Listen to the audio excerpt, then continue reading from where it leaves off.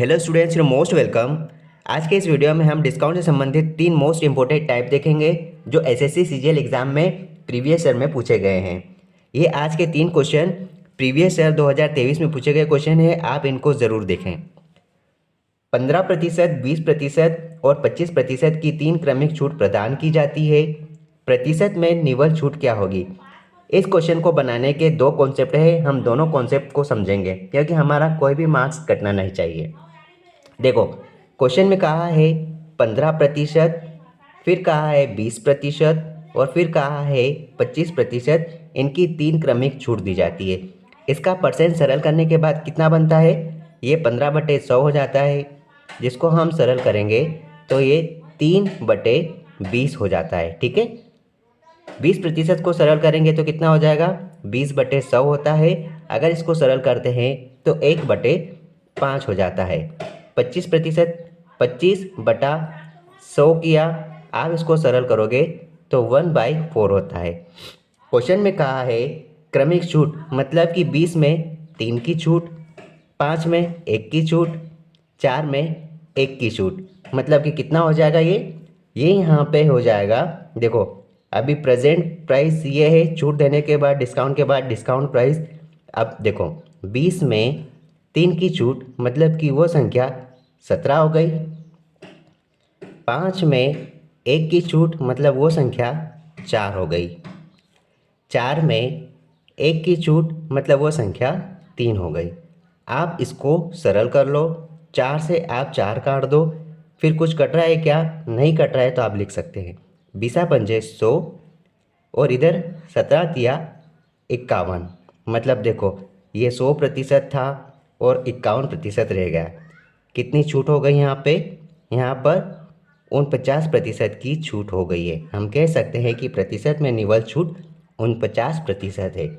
Option D हमारा right answer है। इसको हम दूसरे अप्रोच से भी बना सकते हैं। देखो, यहाँ पर हम सक्सेसिव मेथड भी लगा सकते हैं। सक्सेसिव मेथड क्या होता है? देखो, यहाँ पर फार्मूला है, यहाँ पर a+b minus a/b divide by 100। ये है फार्मूला सक्सेसिव मेथड का। ठीक है, यहाँ पर देखो, सबसे पहले 15% और 20% वैल्यू को ले लो। तो 15 और 20 को लिया तो 15 + 20 माइनस किया 15×20 बटे में आप 100 लिखो। आप इसको सरल कर लो। 20 की टेबल से काटेंगे 5 बार, 5 की टेबल से ये चले जाएगा 3 बार। यहाँ क्या बच गया? 20 और 15 यहाँ पर हो जाता है 35। 35 में से यहाँ पर 3 चले जाएगा तो ये बचा 32%। ठीक है, ये हमने ए और बी 15 और 20 को लिया, अब बचा है 25। अब इसको ए मानो और बी को 25 मानो। ठीक है, अब इनका सक्सेसिव लगाओ। 32 + 25, ठीक है, माइनस करो 32×25 बटे आप 100 लिख सकते हो। आप 25 की टेबल से 100 को काटोगे 4 बार, 4 से कटेगा 32 8 बार। यहाँ कितना बच गया? देखो, 5 और 2 7, 3 और 2 5। अब 8 घटा दो, इसमें से 8 घटेगा तो आपका आंसर कितना आ जाएगा? 49%। That is correct answer.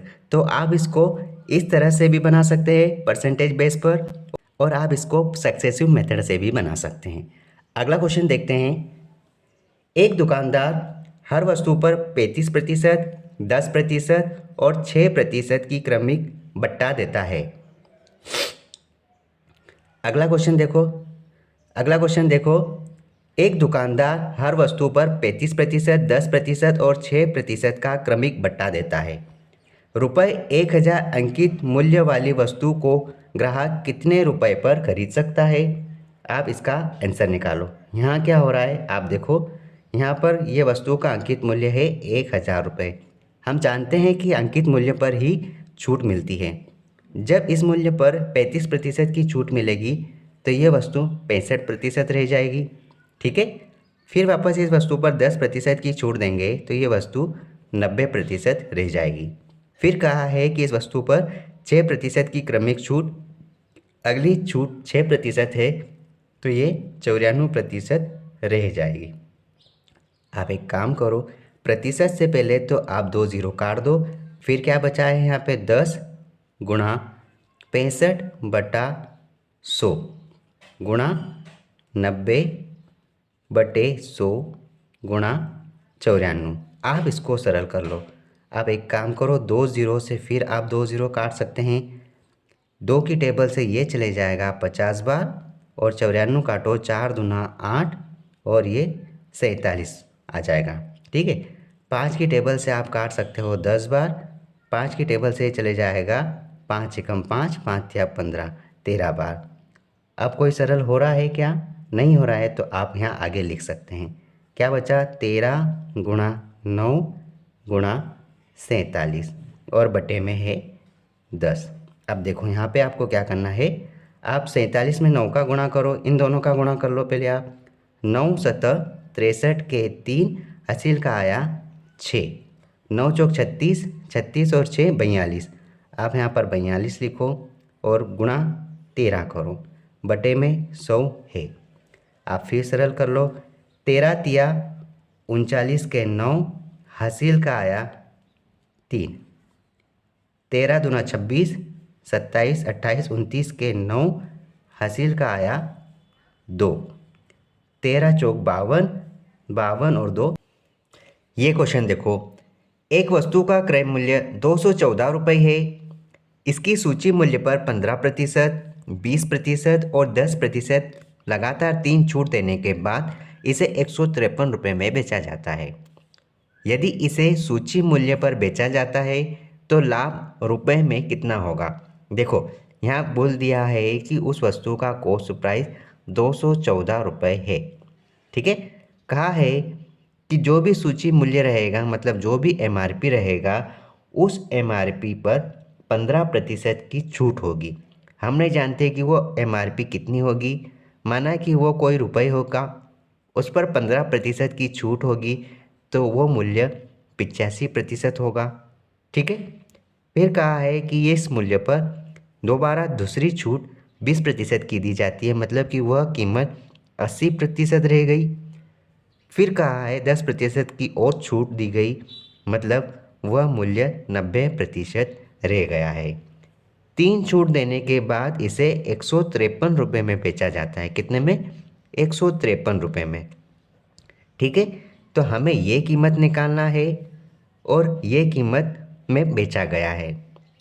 हम इसको सरल कर लेते हैं। एक काम करो, प्रतिशत से 2 जीरो आप काट दो। अब यहाँ पर देखो, यहाँ क्या हो सकता है, यहाँ आप एक काम करो, 5 की टेबल से भी काट सकते हो। आप पहले ये वाली कीमत निकालना है तो आप एक काम करो, इसको आप थोड़ा सा सरल कर लो।